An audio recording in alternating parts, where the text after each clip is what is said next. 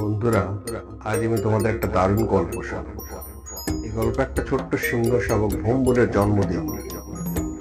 অরণ্যের সবচেয়ে সাহসী ও দুষ্ট সিংহ শাবক ভম্বল। তার চোখে সবসময় কৌতূহল আর দৌড়ঝাঁপ যেন থামতেই যায় না।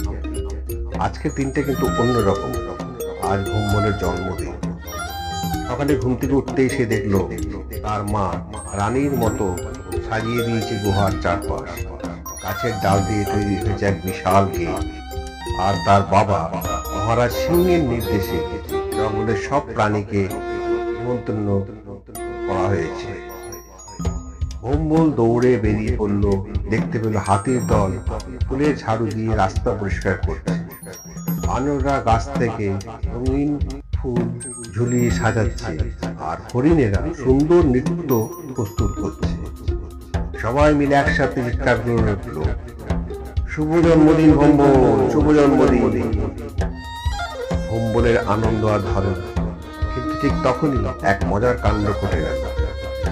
বানর মিঠু একটা বিশাল নারকেল ছুঁড়ে দিল উপরে, আর সেটা সোজা গিয়ে পড়লো এক বিশাল মৌচাকের উপরে।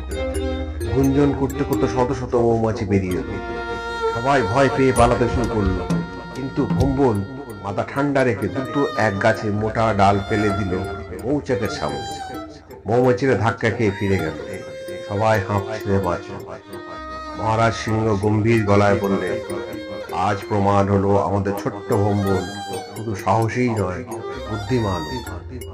সবাই হাততালি দিল আর জন্মদিনের আসর আবার শুরু হলো।